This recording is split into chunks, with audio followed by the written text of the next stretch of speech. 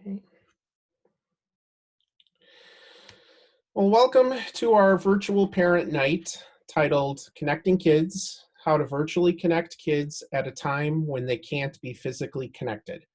My name is Tony DeMonte, and I'm the administrator for Technology, Information, and Safety for Wilmette Public School District 39. Joining us is Dr. Rene Dominguez, a psychologist and executive director of the Family Service Center in Wilmette. Dr. Dominguez will jump on as needed and will facilitate the questions to be answered at the end of our presentation. I have a few housekeeping items before we begin. First, all microphones are muted for the duration of the presentation. Second, as the presentation is taking place, if you have any questions, please type them into the Q&A. The Q&A icon is located at the bottom of your screen. Dr. Dominguez will be reading these questions at the end of the presentation, so please no confidential information should be included. Third, please know that this webinar is being recorded for later viewing. You will receive an email with a link of when it will be posted. That will likely be tomorrow. Staying virtually connected during a time when we can't be physically connected can have a positive effect for your child's emotional well-being. Connecting virtually can be as formal or informal as you would like. Even a spontaneous call, chat, or video can help kids feel close to one another. I'm going to go ahead and share my presentation.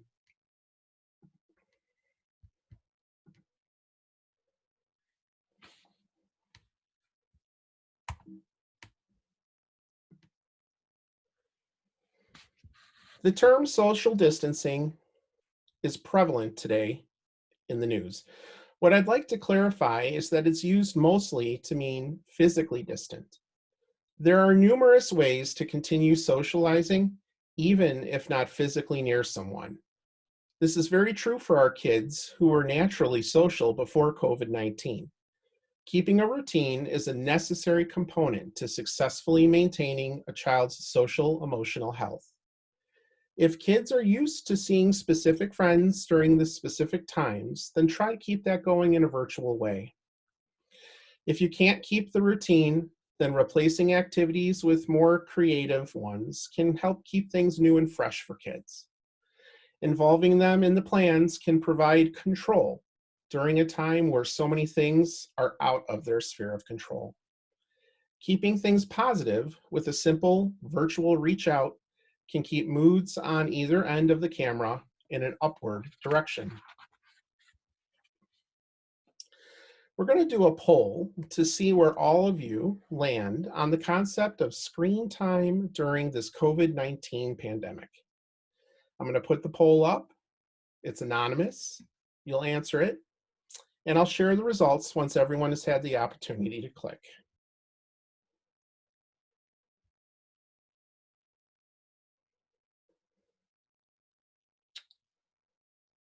All right.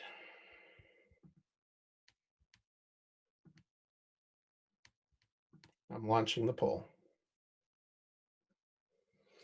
Has the COVID-19 pandemic or stay-at-home order changed your family screen time rules?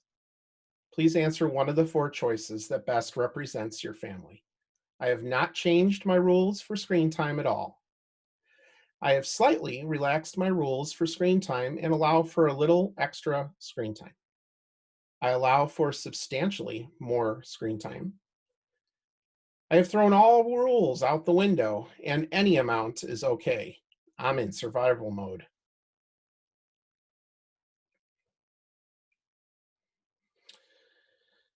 There's a few people still responding. We have about 80% of you that have voted. By the way, so you know, we have about 90 people on the webinar this evening during our virtual parent night. 82% voted. We have some people who have called in, so they may not be able to vote. 86% voted. We're reaching almost 90%. And I'm going to end the poll. And I'm going to share the results. Again, this is anonymous. I'm not tracing it back to your family's behaviors. what I wanted to show is that I, I think those rules of screen time that we've always talked about have certainly changed during this COVID-19 time. And I wanted, you might be, as you're isolated in your home, you may not be sure how others have adapted or changed their behavior. So this is a representative sample of the community as far as how much they've changed in letting their kids have screen time. And it looks like many of you, most of you, allow for substantially more screen time than you did before. Okay, and close that out.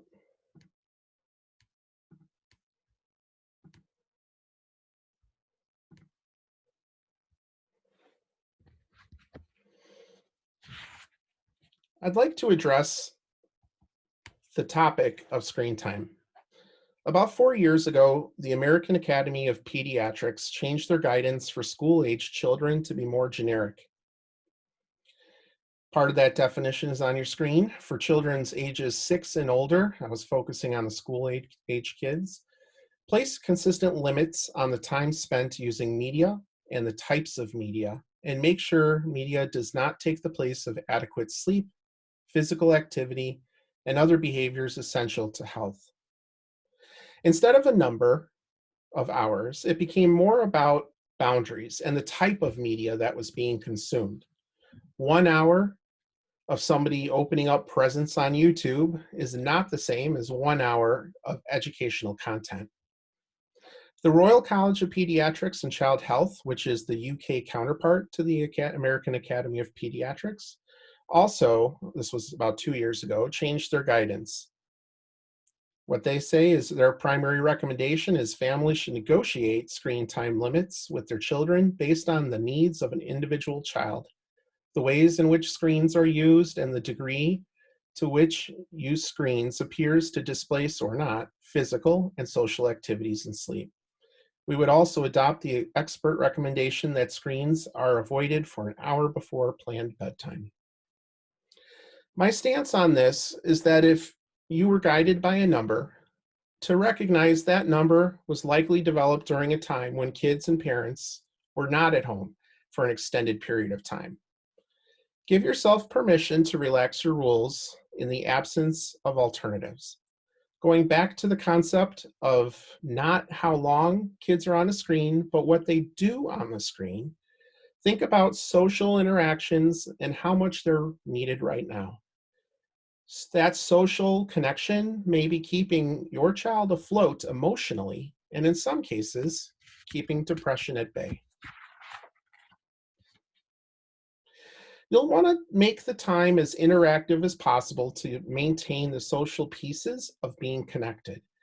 Instead of a desktop computer, use an iPad, Chromebook, or laptop that can be moved around to show different views and activities. Unlike using a cell phone, the image on these devices, iPad, Chromebook, or laptop, is also larger and thus more similar to the real-life interactions that we're all craving right now. Also, consider activities that could be interactive. Games such as Battleship provide children with a structured play, planning a shared art activity, or simply thinking of questions, stories, jokes to help guide this new way of interacting. Academic time, including e-learning, or now called remote learning, are not the best time for casual social interactions. Students often interact while remote learning through collaboration and work completion, but plan for true social connections outside of focused academic time. When connecting kids together, it's healthy for some conversations to be unstructured. A casual hello or what's going on can equally be as meaning as when connecting for a purpose. If you choose to structure the connection, the thing to think about is how to do it with fun and variety. Here are some ideas for how to facilitate the time together. So you could have a quick hi, which is nothing more than just a spontaneous call for a minute or two, done anytime outside of instructional time or academic time.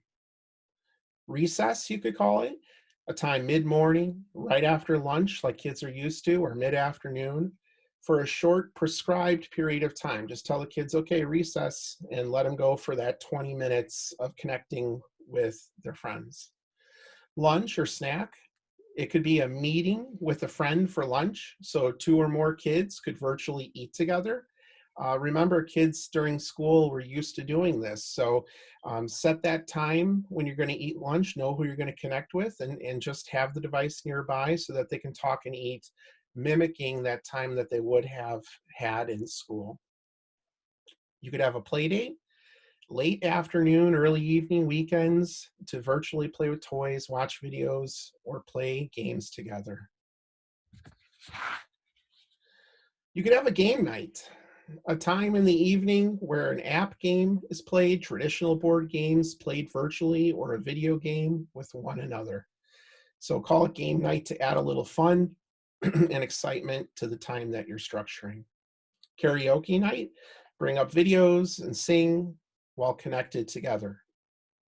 Book club, coordinate the same book or ebook, reading it in parts, chapter by chapter, or in whole, depending on the length of the book, and then connecting to talk about that book. It's a shared experience when kids can't be physically near one another.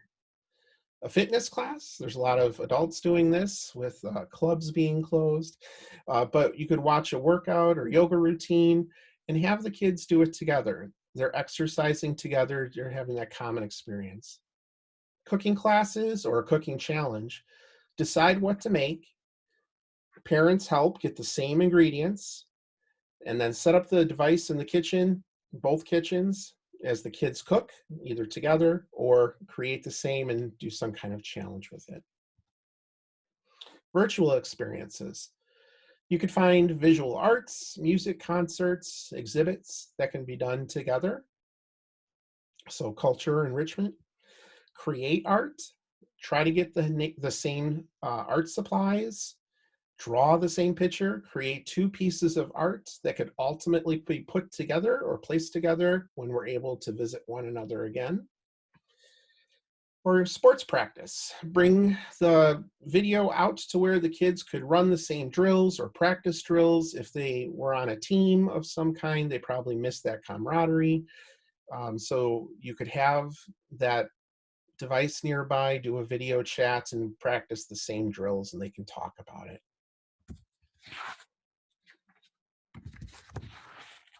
Select tools that make the most sense for you, your device, and comfort level. This could be as simple as a home phone for a less technical approach, or be video conferencing with a commonly used tool like Google Hangouts, Google Meet, or Zoom. There are also kid-centric messaging tools. We recommend you register on behalf of your child so you're aware of the terms and conditions and age requirements.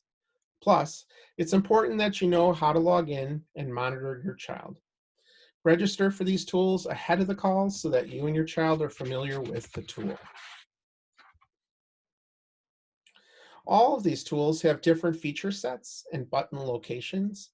You and your child will want to know the basic functionality, like how to make a call, receive a call, join the meeting through a link, turning off the video, muting the mic, sharing your screen, and the chat feature. Those should be practiced well ahead of any call to friends. Now, role-playing can be very helpful in practicing how these calls will go. You can work through different scenarios and see how your child responds. This could be as realistic as possible. So find a second device and move to another part of the home while practicing. Set expectations, how to use, and how to behave when on that call. For younger kids, make sure the device is in a high traffic location of your home and that you're nearby. Be available for assistance and intervene if necessary. For older kids, some privacy is fine, but this should be built off trust and your comfort level. We don't ever recommend complete privacy, such as a closed door bedroom, and certainly never in a washroom. The following are suggested tips for kids when video conferencing in the home. Your family rules may be different or even include more parameters, but feel free to adapt this or change it. Rules could include connecting, as we just talked about, from a common area in your home, like a dining room or family room. Avoid private locations such as bedrooms and never bring in washrooms. Always be aware of what's visually in your background as well as noise. Although fun, avoid too many distractions like pets. Mute your mic, turn off your video for family privacy when others are nearby. Although the kids want a video chat, there may be other family members who don't want to be captured in that video, and we need to respect that. Be respectful of others' pictures, video, and audio. Do not post or share your conversations, and all respectful expectations that happen at school or during video conferencing for school also apply during personal video conferencing, and feel free to say that with your kids. Here's a list of communication apps divided by age group. Please note, many communication apps are made for kids 13 years old or older. Even if your child is 13 years or older, you should know what they are using. Stay informed by looking up the app online at a website like Common Sense Media. There are app reviews there done by parents, which can be very helpful in forming your opinion on whether or not to let your child use the app. As you do your own search for an app you are comfortable with, some search parameters that you can use, and this is a tip, are ones that focus on keeping grandparents connected with grandkids, military families staying together while a parent is deployed, parents who travel for business, or ones that are apps that are listed to help divorced parents stay connected to their kids. Those scenarios all predated COVID-19, and therefore are very similar in the way that our kids are separated right now from people that they love. So if you look for those and search with those terms, you may come across some apps that may be useful. All these situations solve the same issue, which is people who can't be physically nearby. Also, some apps are free, but know that free is rarely free. There can be advertising or data is collected and sold. You may need or want to pay for an app or its subscription. I'm going to show you some of these and just talk through them. We have, I can't do a live demo here, but I'll show you some quick videos. The younger kid category, Messenger Kids is Facebook Messenger, the same company that if you have a Facebook account they also have an app for kids. The benefit to that one is that the account has to be created with a parent account, and you have complete control over that account. Plus, your kids can message you if you're used to Facebook Messenger, and you can message them back. Caribou, Together, and Just Talk are three communication apps that are targeted toward really young kids, preschool through, I would say, early elementary. When you start to get into upper grades, upper elementary, those kids are already, due to e-learning, remote learning, they're already using and familiar with Google Hangout, or you'll hear kids use Google Meet. Google Meet is the next generation of Hangout. So it's like WebEx or GoToMeeting. It's Google's product. And if District 39, and I know there's people here from other districts, if your school uses G Suite, Google, the kids are familiar with these tools. They're free, and they know how to queue up a call. Zoom, there's a lot of talk about Zoom in the news. They have increased their security development. The benefit there is many kids and teachers and families, quite frankly, are already using it. So the familiarity is there. You may already have the app downloaded. You can just focus on the connection. And of course, FaceTime, Skype have been around forever, and I don't want to discount those. Those are two very good apps that can be used to keep people together. Netflix Party and Disney Plus Party, if you've never heard of this, it's what's called a Chrome extension. So if you use Google Chrome and you download those, both of those are free extensions, just Google it, and it will apply, like it's almost like a little app into your browser, and will allow you to view, if you have a Netflix account and you bring up your child brings up a movie to watch and you use this extension, your kids or adults as well could watch the same movie at the same time. So it's playing, and then there's a chat on the side where the kids can interact and talk about it as they're watching the movie simultaneously. Disney Plus, someone made a Chrome extension for that as well. So it's the same behavior. Watch a movie together, chat about it as you're watching. As you get to this teen category, this is 13 plus, and even at that, this comes with a great kind of tale of caution. Any of these social media apps that are targeted probably more toward adults, but a lot of teens are using, they can be used in a variety of different ways and have to really be monitored. But during COVID-19, apparently Marco Polo is being heavily used. Bunch is being heavily used. A lot of people are returning to WhatsApp. House Party, Discord are all being used. They all have the same common theme, which is a group of people can get together and they can watch videos, they can chat, they can comment.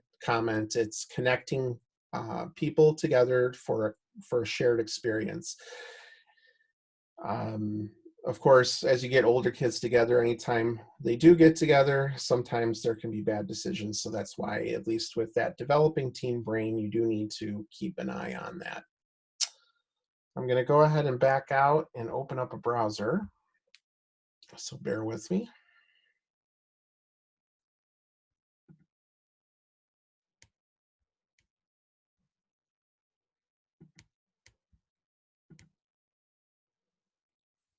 All right. So here's this Messenger Kids. And this is just their website. It has a little bit of information on here. I'm going to show you a video. All the videos I'm going to show you are 30 seconds or less. It just gives you a little bit of idea of what's in that app. So I'll go ahead and hit play.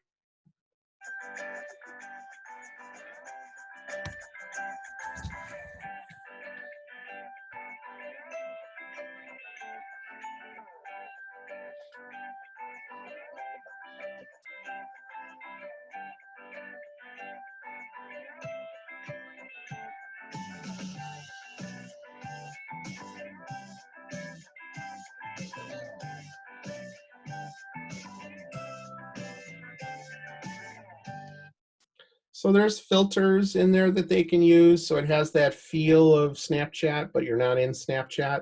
Facebook Messenger Kids is actually a pretty robust product. So if you haven't checked it out and you already have a Facebook account, that might actually be the kind of the easiest one to use. It is free. Caribou.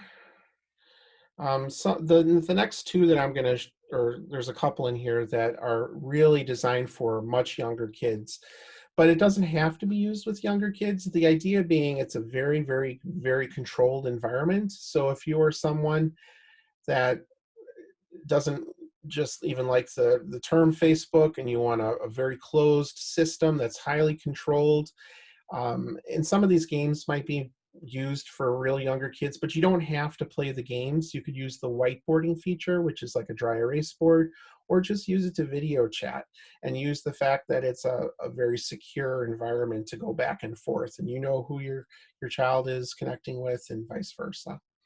So what I'm going to do here for Caribou is just show you a 45-second video. Here we go. Hi, I'm Max, an entrepreneur who invented a new way for you to have a better video call with your grandkids, no matter how far apart you are. It's an app called Caribou. Think of it like FaceTime meets Kindle for kids. You simply press a button and call your grandkids, and everything they see, you see. So you can draw together, turn pages together, play tic-tac-toe, and even paint on a unicorn. Caribou makes video calls fun for kids, which is the whole point. It's easy to get started, it's safe and secure, and it will completely change the way that you spend time with your grandkids when you can't be in the same room together. As one grandparent told me, it's night and day.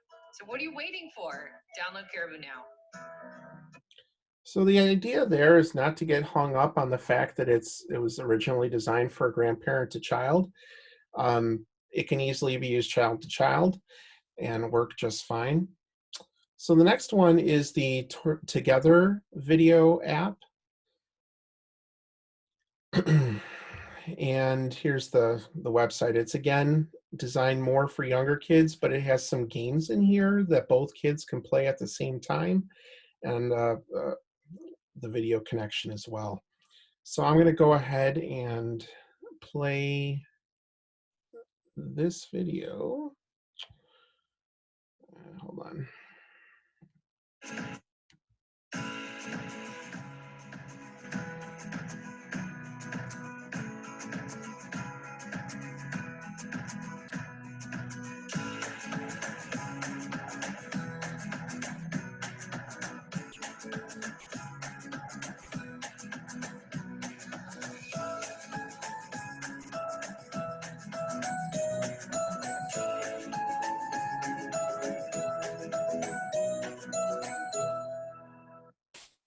Okay.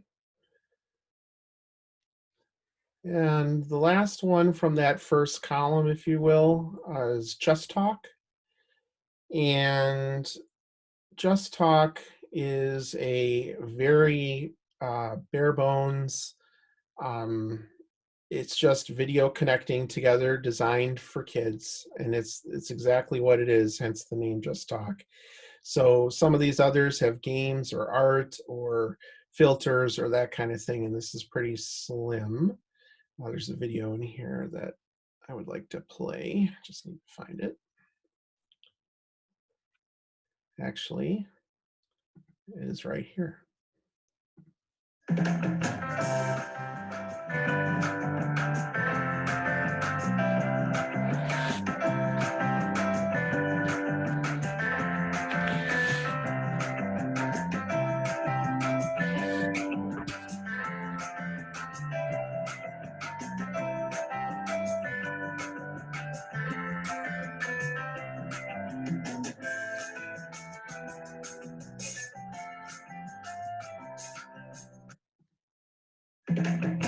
All right, back out of there. And what I'm going to do is go back to my slide presentation.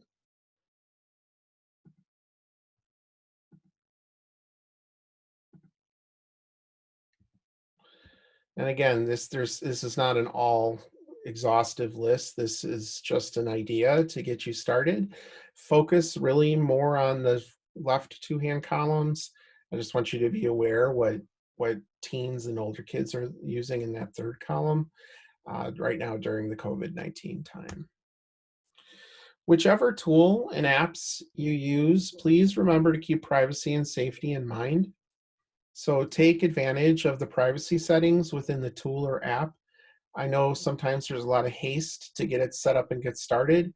In this case, the topic we're talking about tonight, before it even gets used connecting to somebody else, look for the gear, look for the settings, privacy controls, and lock those down. Remind your child never to post contact or personal private information. Teach your child not to respond to any requests. Most of the ones we talked about are closed systems, so they're not going to really have that. But if you are more toward an open system, and if somebody does request, teach them not to respond to any of those if they're asking for personal information. Discuss how to keep screen names and handles, as they're more commonly called, appropriate and free of any information that can reveal identity. I know a lot of young kids don't always think of that fact, but it should be nothing that indicates or gives away who exactly they are. So you can think of something fun, the sport, a color they like, a combination of different words and letters, but it should be relatively identity free. Encourage your child to tell you right away if anything happens online that bothers or frightens him or her, and this could even include kids that they know. So it's not always kids they don't know. Many times when something happens, it's someone they do know. So you want to keep that line of communication very open and teach the kids that they should come to you immediately if something just doesn't feel right. And with that, we're at the point of answering any questions. So Dr. Dominguez, there she is. If you can check the Q&A and unmute your mic and let me know if there's any questions that either you or I could answer. And if you can, go ahead and unmute your mic. Oh, sorry. That's okay. Can you hear me now? I can. Yeah? Yes. Okay, great. So there are a handful of questions here. I'm going to start with someone's asking about TikTok. That seems like I think a lot of parents wonder about the safety and security of TikTok and want to know a little bit more about it. So the question literally is just TikTok with a question mark. Do you have any thoughts about that, Tony? Yeah, TikTok has been in the news quite a bit. Any of these social media apps that are really designed more so for the older teens and adults are going to come with their own set of problems. TikTok in particular has gotten a lot of bad press. There's been some stories about kids and using the app. Quite frankly, it could be with any of the same apps, similar apps. I'm not as an administrator for an elementary school district, I will never endorse TikTok or others that are 13 plus. And even at that, like I said, you need to really think about whether or not a child wants to use it for the age group of our students. So for the purposes of an elementary school kid, stick with the first column and stick with the second column. If you have to get into that third column, and eventually they'll want to get into that third column, they really need to know safety rules around social media, what to share, never personal information, never right in the moment, careful who you're connecting with, and what happens if something starts to happen that doesn't feel right. I'm always very cautious about any of the apps that I would call in that third category. And certainly if your kid's under 13, they should never really be using that. I don't want to talk in particular about TikTok. I think a lot of these apps kind of get on this bad app list, but there are other apps that, I mean, even Skype, let's say, when a bunch of people get on a call and some of those groups could be like, say, the developing teenage brain that doesn't always make good decisions, even that could turn into some kind of bullying type situation. So it's not so much the app itself, but how the app gets used and how the child responds in that situation, I guess, is the best way that I can answer that. Okay. Thank you. There's a bunch of questions here that are related to kids connecting with their friends. And so here's one specifically that might represent a larger group of these questions that have come through. What if your kid doesn't seem interested in connecting with friends via social apps? And I think, Tony, if you don't mind, I think that might be one that I could answer. Please jump in. Okay. I found myself thinking a little bit about the variability in kids' comfort and interest in connecting. And I wonder, for that question, there's a number of different questions that are similar to that one. I think it's really important to sort of keep in mind the degree to which your child is actually introverted and extroverted or extroverted, and thinking about if this is actually a shift from their typical way of interacting with peers. I mean, obviously by definition it is, because they're not seeing their peers in person. But I don't want to jump to pathologizing kids and increasing our own anxiety when our kid may be introverted and may not necessarily need a ton of connection with a ton of people.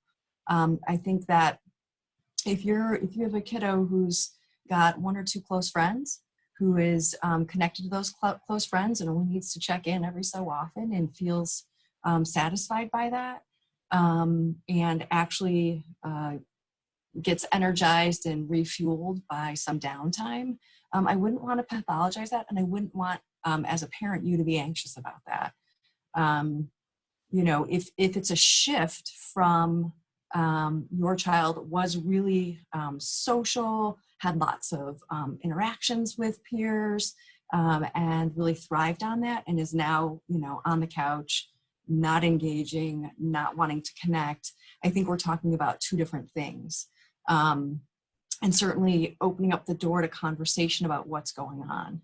So, thinking about, number one, is this actually a problem? Is my kid more introverted and I don't need to pathologize it? And two, if you do think there's a concern, approaching your kiddo about what you're noticing. So something along the lines of maybe, I noticed that you used to connect a lot with your friends and that you haven't really done that so much. And I've noticed that you seem really bummed about it.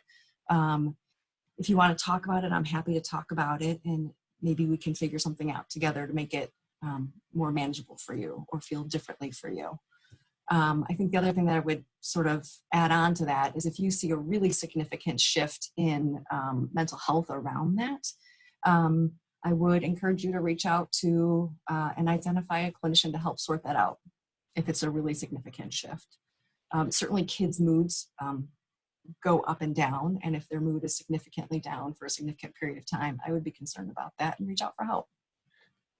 If you don't mind, I'll add something to that, which is sometimes going back to that introverted extroverted piece. We have some shy kids, and sometimes when things are going well and we can be physically connected, sometimes we as parents nudge a little bit, help to set the stage a little bit, guide them a little bit just to get them out of that comfort zone, which is a normal part of raising kids. And that too could, if without upsetting the child, could be done here. And may I suggest, instead of first connecting with a friend, how about connecting with a cousin or a family member or a parent or an uncle, someone that the child is already used to connecting with. Try it through this way of video chatting, try talking once or twice, and then introduce who they would want to talk to first, a really close friend, someone they trust, and then it could branch out from there. So you could always think of this as steps and stages to get them used to doing this new process, because some of it just might be anxiety of connecting with kids virtually, for some kids who have never done it. For others, particularly now with all this remote learning, e-learning, most of our kids have connected in some way. So maybe that's not the case, but just a suggestion. I want to piggyback on that too, Tony. Oh, sorry. No, I just said great advice that you gave. Well, I think you're making a really good point. You had mentioned something in your presentation about practicing, which you just reiterated. I think that's a great plan, especially if kids are feeling anxious. So there's a way, just sort of in the anxiety world, where if you're feeling overwhelmed by a task, you avoid it. And so if your goal is to connect with friends, but you're feeling anxious about it, what are the things that you can do that are similar but not quite as anxiety provoking? And the example of connecting with someone in the family and practicing that is one way to experience that process, maybe experience a little bit of anxiety, tolerate that anxiety, realize you can push through it, and then go to the next step. So I really like that advice, Tony. That makes really good sense. Great. Did we have any other questions? We do. We've got a few more. Okay. We've got a bunch more. There was a question here that was specific about can District 39 students use their school iPads to meet with their friends? So I know we have some non-District 39 viewers tonight from other school districts, Northern Cook, Lake County, schools in Wilmette. So I hate to focus just on one district, but the reality is, and this is that you have a device that's in your home. We have kids that are feeling socially isolated, and I do think that the two could be paired to help facilitate connections between kids. District 39 in particular, when we gave a student survey recently, what students, their number one thing that they disliked was being disconnected from their friends. That actually came out the highest. That's the one thing they didn't like about e-learning or remote learning. So we have the data to show that it's a problem. We have the means to connect the two. I would encourage you to use anything available to you, whether it's that device that we issued out or it's a personal one that you have in the home. The important thing is to take care of a child's social emotional health during this time. We care just as much about that as we do academically about a child. And that goes for any school district. We care about all sides of the child. There's another question here. I know it's only been about 6 weeks, but has there been an uptick in childhood depression related to the quarantine? And what I would say to that is that I do know that there have been increases in depression and anxiety. Certainly there are some kids who are excited about this in terms of like, it feels a bit relaxed at some level, but by and large, what I have seen and what I have read in terms of data is that there has been an uptick in sadness and anxiety. In terms of full-blown depression, I actually don't know the data on that at this point, but there has been increased reporting of kids having a hard time with this and their moods being impacted and their anxiety levels being impacted.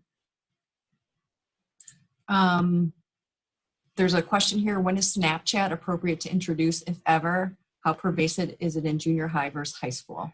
Yeah, Snapchat is very pervasive. It's a very commonly used app. Again, apps can be used for good, apps could be used for not so good. The reality is a lot of kids are using it. Most school-based devices, kids aren't allowed to install apps. So where you'll find Snapchat is on their cell phone, or if you have a tablet like an iPad at home, you may see it there, an account for it. They connect with friends, they can use filters. There's something in there called Snap Maps. A lot of parents aren't familiar with that, but if location services are turned on, it will show the location of all your friends that have Snap Maps or on the Snap Map. It'll show their location, which is not always a good thing because someone may not want to be found or know others knowing where they're at. That's more a function of turning off location services, either holistically or for particular apps. Usually I recommend app by app turning that off, because if you use Google Maps or something else, weather, you'll need location services. So again, Snapchat inherently is not bad. No app is bad. It's how these apps get used. There's a lot of wonderful stories and connections that people have maintained and fun things you can do on Snapchat. But because it's the big one that gets used, it's also the one that comes with a lot of stories of how it gets misused. But the question was, how prevalent is it in junior high? Unfortunately, there's quite a few kids with it. And again, all these apps are supposed to be 13 years age and older, and there isn't a verification process. So the kids put in a fake age, and that gets them beyond the front gates. And then all of a sudden they're using it many times without parents knowing. So Tony, are we shooting for like an 8 o'clock finish? Yeah, I mean, we can do one or two more questions. Tonight was a light virtual parent night, so not as long as maybe some others, but yeah, if there's another question or two, we could take it. Yeah. So there's one here that says, my son is happy to hear that 55% of parents have significantly relaxed the screen viewing time. Still, how many hours maximum per day, weekday, weekend, would be the appropriate during this unusual period of time? I haven't thought about this. I know as a tech guy, you probably do too. Yes. You want to go first? I would love to go first. Go I find first. myself chomping at the bit for this one. Go for it. There's really no great guideline around this. The way that I think about this and the way that I encourage people to think about this is really about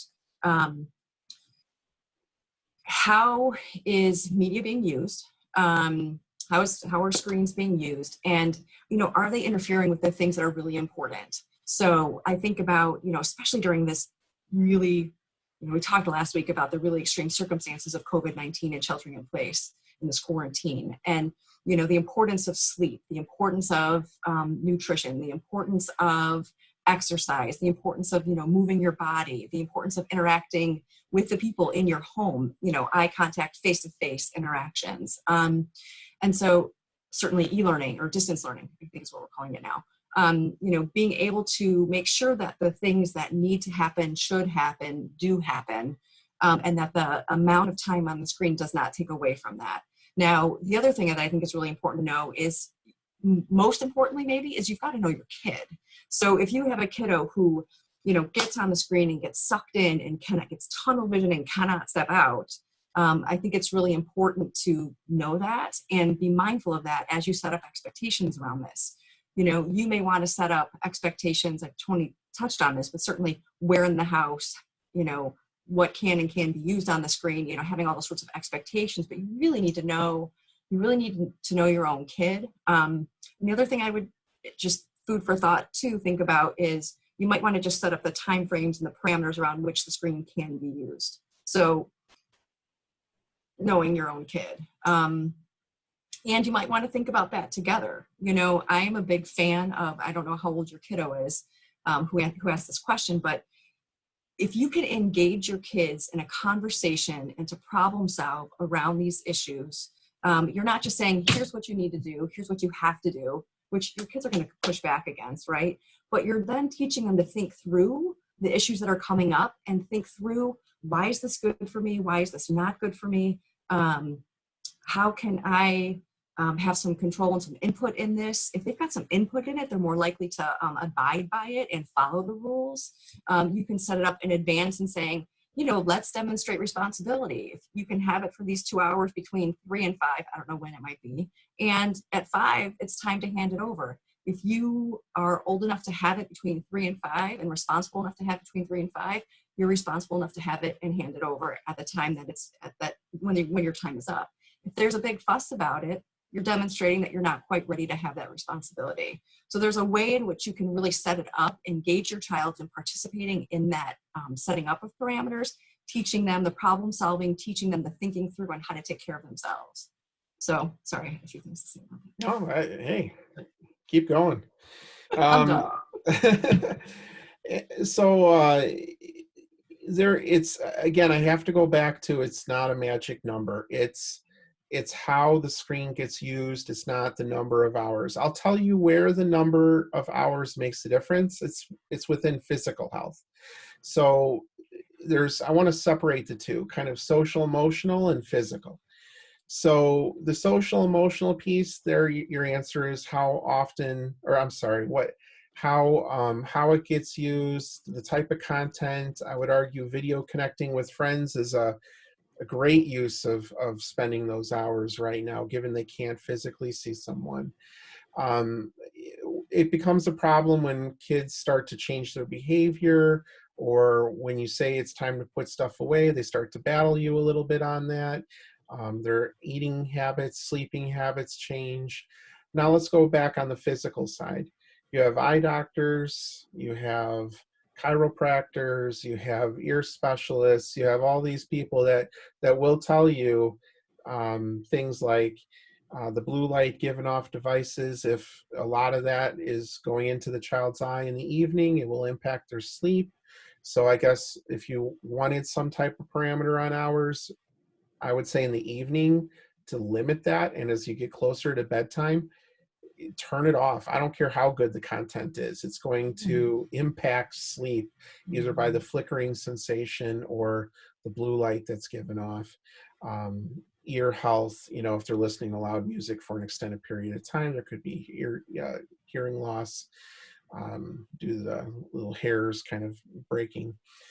So anyway, so it's really those two categories, and I take my kids. I have 4 kids. I take them to the pediatrician, and one of the first thing the pediatrician gives me is a sheet of paper. They'll say no more than 2 hours of electronics per day should be done. And I have tried going to the office manager of the pediatrician office because I want to have this conversation with them that and I don't know how many years they've been passing that out. It's a fairly large office, but it's not as simple as a number. It's multifaceted and so much more to that. That's my answer. Tony, you mentioned the blue light from the devices, and there's a question here. It says, Tony, do you recommend the use of blue light glasses? So there's a couple different ways you can combat that. Most devices actually have a built-in setting to have warmer colors turn on. You can do that during specific times, or you could just do it for all the time. So that's built in to like Apple's devices. I forget what it's called, but it's built into Android devices as well, Macs, laptops. So just look for a setting that allows you to adjust colors, warmer colors versus cooler colors. So the cooler colors like the blue keep the brain going, impacts the circadian rhythm and impacts sleep. So you want to have less of that. Some have said that's a great thing at the beginning of the day because it has a caffeine-like effect, wakes you up. So the idea is not to impact sleep. There's filters you can put on screens, there's glasses you can get, or you can just natively in the device adjust those, which is what I would recommend. Don't spend the money on glasses. There's a comment here that I think is maybe relevant. I think I'm going to read it and Tony reflect on it. It says, I'm a teacher and I know that our remote learning has put parents in the position to have their children on screens, iPads that we would never have done in a classroom setting. I think parents should know that they can ask their kids to complete some work on paper and take screenshots. As a teacher, it is frustrating to have students have to go onto a screen to complete schoolwork. I don't know if you have thoughts about that. Yeah, I think these are kind of unique times, and I know our teachers have really tried hard to use engagement as a way to keep kids interested in the content. And many times that is with a screen or tech or polls or seeing the teacher and video conferencing, and they're trying to keep it active, interesting, and something that the kids would want to do. If you feel uncomfortable, and this is District 39, or you would want to check if you're with another school or district, check for their guidance with their administration. But if snapping a picture with a camera is more comfortable, or when video chatting, I've even suggested to people to leave the mic on but turn the video off. If you're someone that really is private, the key there is just engagement. As long as you can see the teacher, see the instruction that's being done, connecting with others, but have that conversation with your child's teacher. But I would probably, the simplest answer to me is it's probably okay if you feel that strongly. We all have personal and family beliefs, and to just turn off your video, keep the mic on, turn the video off. There's a similar question. What do you say to parents and teachers that teaching remotely inherently creates more time on screens? So teaching remotely is different than like all e-learning where everything's on a screen. So I would hope there's some blend of activities that are both on the screen as well as projects that maybe are off the screen, or tasks or experiments. Or I know with my kids, we were asked to do a home science experiment, and they gave us the ingredients list, and so that was actually a lot of fun. But yes, this time, unfortunately, kind of like how I encourage you to not hold yourself as accountable for those screen time limits, this situation, unfortunately, probably has increased screen time. Some of that is out of necessity, and we just have to make sure that at the end of the day, things that do involve a screen are have to involve the screen and are appropriate, and things that don't, that screen can be turned off. So it really goes back to the tech and how it's used, not so much the tech itself. Okay. There was a request, just 2 more things here. Sure. I think, is there something that can be held to educate parents each year before school starts to prepare in order to prepare parents? Is this something that can be held? I think we need common baseline and knowledge in our community. Yes. Whoever posted that, I know I've done some parenting in the digital age talks in our district. I know Rene, Dr. Dominguez has done them. I know other districts do them. And typically the comment after every one I've given is this should be required watching for parents. And I find that humorous because I agree. I think there's just some basic principles and baseline knowledge that, like this, among other presentations, that would be great for parents to have. Of course, we have control over requiring people to do that? No, but I would encourage them to look for those parent events, look for those parent nights. I know at least in District 39, we hold the parenting in a digital age at least twice a year. And actually, this last one we did right at the beginning of COVID-19, we recorded because some people didn't feel comfortable coming on site. So what I can do when we email out the link for this, I can email out the link for that presentation as well. There's a question here about waiting until 8th program, starting with kindergarten, 1st grade. Is this something we can do as a district? Wait to 8th? Yeah. I've heard that for cell phones. Yeah. Okay, I think that's what the person's referring to. I think so too. There was a movement of wait to 8th where you wanted to delay technology in the hands of kids at least through 8th grade. That's a family, there's the school side, which is we're preparing kids for the world that they're going into, not the ones that we went into. And as such, technology is a strong component and part of this world that they're going into. We'd be just doing a disservice by not teaching them how to use it in a productive and responsible manner. Personally, you can choose to not give your child a cell phone. I know that's hard when, quote, every other kid has one, as I've heard from my kids growing up. Most of the parents usually provide a cell phone right at the age they need to for safety.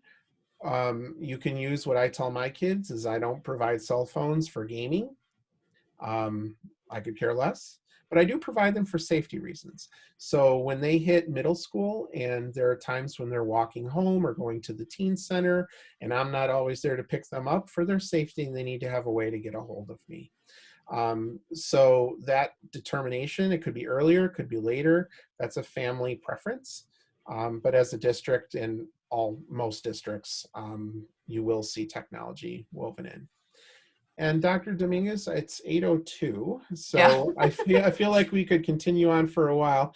So I want to first thank Dr. Dominguez for assisting this evening. Great answers, responses. I really appreciate that. Thanks. And thank you to everyone watching. We hope you were able to take away some information that was useful to your family. And look for that link that we'll send out tomorrow. And have a great evening, everyone. Thanks, Tony. Thank you.